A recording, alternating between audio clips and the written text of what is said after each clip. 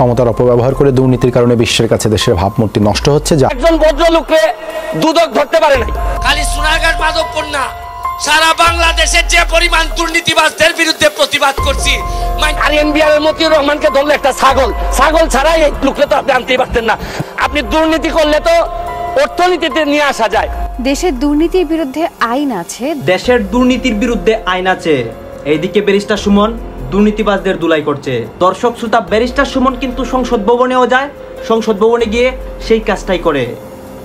তার কাজটি কতটুকু ঠিক এবং কতটুকু ভুল এটাই কিন্তু এই ভিডিওতে দেখানো হবে, এবং ব্যারিস্টার সুমন কিভাবে অন্যরকম ভাবে এবং অন্যরকম পদ্ধতিতে দুর্নীতিবাজদেরকে দুলাই করে এইটাও দেখানো হবে। তাই দর্শক, ভিডিওটা আপনারা সম্পূর্ণ দেখবেন এবং ব্যারিস্টার সুমন কিভাবে এবং কোন কোন বক্তব্যের মাধ্যমে দুর্নীতিবাজদেরকে দুলাই করছে সরাসরি এইটা দেখে যাবেন। তাই ভিডিওতে একটা লাইক দিয়ে সম্পূর্ণ ভিডিওটি কন্টিনিউ করেন, এক এক করে সবকিছু আপনারা বুঝতে পারবেন। এই যে দেখেন ব্যারিস্টার সুমনের বক্তব্য, ভিডিও শেষে কিন্তু ইম্পর্টেন্ট একটি ক্লিপ দেখাবো, সেই ক্লিপটি দেখে যাবেন, তাহলে কিন্তু সবকিছু ক্লিয়ার হতে পারবেন। এই যে দেখেন, আমাদেরকে অনেকেই জিজ্ঞেস করেন যে আমাদের অবস্থানটা কি। আমি এই মহান সংসদে পরিষ্কার করতে চাই মাননীয় স্পিকার, যে আমরা হচ্ছে গিয়ে বিরোধিতা করব সরকারের। আমি ব্যক্তিগতভাবে বলতে পারি বিরোধিতা হবে সরকারের, কিন্তু একটা বিষয়ে আমরা এক অভিন্ন, মুক্তিযুদ্ধের সপক্ষ এবং বঙ্গবন্ধু শেখ মুজিবুর রহমানের ব্যাপারে আমরা এক অভিন্ন। এই ব্যাপারে আমাদেরকে আলাদা করে দেখার কোনো সুযোগ নাই মাননীয় স্পিকার। মাননীয় স্পিকার, আমি প্রথমে আমার এলাকা দিয়ে শুরু করতে চাই মাননীয় স্পিকার, হবিগঞ্জের চুনারুঘাট মাধবপুর। আমি দুঃখের সাথে বলতে চাই মাননীয় স্পিকার, বাংলাদেশের বিভিন্ন জায়গায় বঙ্গবন্ধুর খুনিদের আনতে পারি না, আর টাকা পাচার করে এই টাকা ফেরত আনবো কিভাবে? মাননীয় স্পিকার, আপনি দেখেন টাকা পাচার এই সরকারের বড় একটা সমস্যা। টাকা পাচার ঠেকানো যাচ্ছে না। আপনি দুর্নীতি করলে তো অর্থনীতিতে নিয়ে আসা যায়, টাকা পাচার হয়ে গেলে যে দেশে যায় এই দেশের অর্থনীতির বাজেট হয়ে যায়। আরে আমরা বঙ্গবন্ধুর খুনিদের আনতে পারি না, আর টাকা পাচার করে এই টাকা ফেরত আনবো কিভাবে? এইটা একটা বড় সমস্যা। টাকা পাচার করে আমাদের বাজেট সংকুচিত হয়ে যাচ্ছে মাননীয় স্পিকার। মাননীয় স্পিকার, আরেকটা জিনিস, এই সরকারে কিন্তু বেজি ওই পরিমাণ নাই যে এই সাপড়ে ধরবে মাননীয় স্পিকার। আপনি দেখেন এই আমাদের প্রতিষ্ঠানগুলা কত দুর্বল হয়ে গেছে। আমাদের প্রতিষ্ঠান, একজন ভদ্রলোককে দুদক ধরতে পারে নাই, একজন ভদ্রলোককে এনবিআর ধরতে পারে নাই, বাংলাদেশ ফাইন্যান্সিয়াল ইন্টেলিজেন্স ইউনিট ধরতে পারে নাই। আর এনবিআর এর মতিউর রহমানকে ধরলে একটা ছাগল ছাড়া এই লোককে তো আপনি আনতেই পারতেন না। ছাগলের কাণ্ড হওয়ার কারণে আর ফেসবুক বাইরে আমি 247 ইনভোক করতেছি। এখানে 247 হচ্ছে কি আমার বিরুদ্ধে, এখানে একজন মাননীয় সংসদ সদস্য আমার বিরুদ্ধে অভিযোগ দিয়েছেন। আমার আত্মপক্ষ সমর্থনের সুযোগ দেওয়ার জন্য, আমি সময় দেওয়ার জন্য আপনার কাছে দাবি জানাচ্ছি। মাননীয় স্পিকার, এখন আসেন আপনারা বেনজির কাণ্ড, মাননীয় সাবেক আইজিপি উনি এত বড় হয়ে গেলেন। কিছু নাই, এটা বললে স্বচ্ছতা হয়। এটা আমি আমার বেতনের কথা বলেছি, আমি কত টাকা বরাদ্দ পেয়েছি। বরাদ্দ মানে হচ্ছে গিয়ে ওনারা বলছেন যে নগদ টাকা, আসলে বরাদ্দ তো এইটা চিন্তায় আসে কিভাবে যে এমপি নগদ টাকা পাবে। নগদ টাকার তো কোনো বিষয়ই না, আমরা তো ট্রাস্টি মাত্র, আমরা মানুষের সম্পদের ট্রাস্টি, আমাদেরকে মাধ্যমে বন্টন করা হবে। আমরা এই সম্পদের কোনো মালিকও না। ব্যাংকের যেভাবে ব্যাংক কর্মকর্তা যেভাবে আমার টাকা জমা নেন আবার আমার টাকা ফেরত দেন, কিন্তু ওনার হাত দিয়েই যায়, কিন্তু এই টাকার মালিক তো উনি না, উনি হচ্ছেন গিয়ে ট্রাস্টি। একই রকম আমি এমপি হিসাবে আমি ট্রাস্টি মনে করি। আর স্বচ্ছতার বিষয়ে আমি বলছি যে এত টাকা পেয়েছি, কিন্তু এইটা বিরোধী। আমি তো একটা স্যাংরা বুলা, আমি তো ৪৪ বছর বয়স, আমি দেখাই দিয়া যাইতেছি খালি সোনারগাঁও মাধবপুর না, সারা বাংলাদেশের যে পরিমাণ দুর্নীতিবাজদের বিরুদ্ধে প্রতিবাদ করছি। মানুষের জিগায় অত সাহস পাও কই? আমি এরারে যাই মুক্তিযুদ্ধে 1,00,000-2 লাখ মানুষ, আমাদের বীর মুক্তিযোদ্ধারা মৃত্যুর জন্য প্রস্তুত ছিলেন। আর 50 বছরে কি এমন হইলো একটা মানুষও মরতে চায় না, সবাই বাঁচতে চায়। মনের একটা ইতিহাস বলে সবাই যারা বাঁচতে চায় তারা কেউ বাঁচে না। গুরুত্বারে মানুষের জিগায় বড় ইয়া কি দই ভাই, গুরুত্বায় দেখবেন পারে না পারে, কয় আমি ডাক্তার হইব, কয় আমি ইঞ্জিনিয়ার হইব, কয়নি আমি 4 মাস এমপি। আমারে যদি আপনারা জিগান তুমি কিতা হই বাইরে বো, আমি কইমু আমি মাধবপুর সোনারঘাটে কাতার বানাইতাম। কাতার মাটির দাম মাটির কারণে বাড়ে না, মাটির দাম বাড়ে মানুষের কারণে। বঙ্গবন্ধু যদি গোপালগঞ্জের জন্ম না নিতা গোপালগঞ্জের দাম বাড়লো না নে।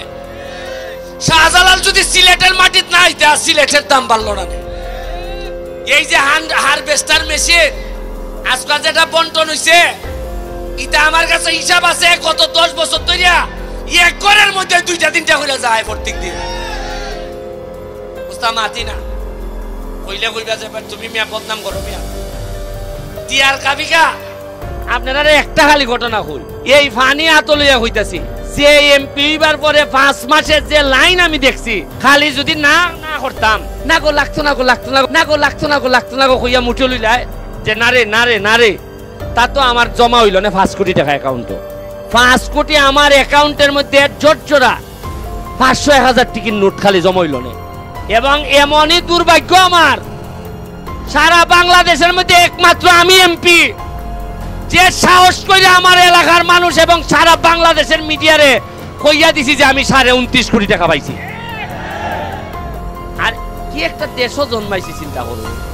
আমি এখানে কই দিলাম এর লেগে আর এক এলাকার এমপি গিয়া সংসদ বিচার দেয় স্পিকারের দ্বারা মাননীয় স্পিকার আমরা ইজ্জত থাকে না হলতা হইলিতেছে।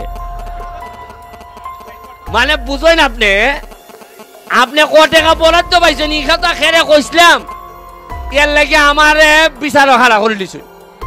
ই দেশে কিতা দেখতে আপনি কিতা দেশ রে বাপ রে বাপ। ইখানে লেগে আমার পুরস্কার দিতে আসেন না যে একটা পোলা বা সাহস কইরা বা জায়গানে লাগে মানুষের কলজাত হৃদয়।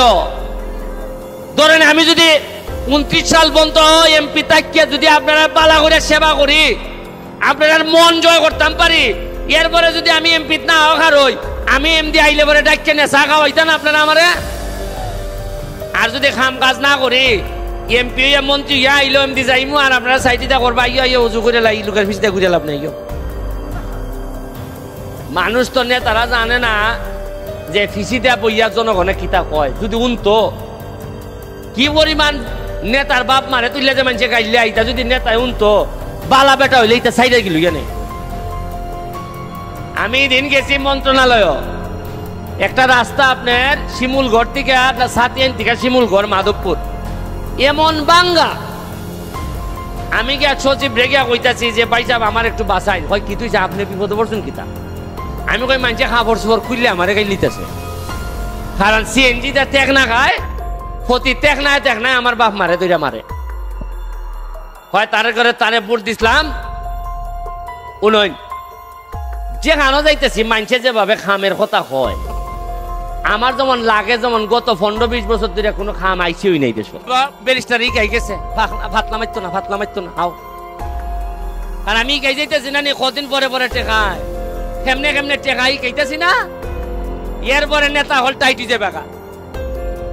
আপনারা এই মাদ্রাসার লাগিয়া ইটা বানাইবার লাগে আমার কাছে কইছেন 10 লাখ টাকা 10 লাখ টাকার কথা কইছেন 10 লাখ টাকা আমি তো যদি সরকারি কিতা হইতো তে তো পুরা বিল্ডিং আনতাম না সরকারি ভাবে।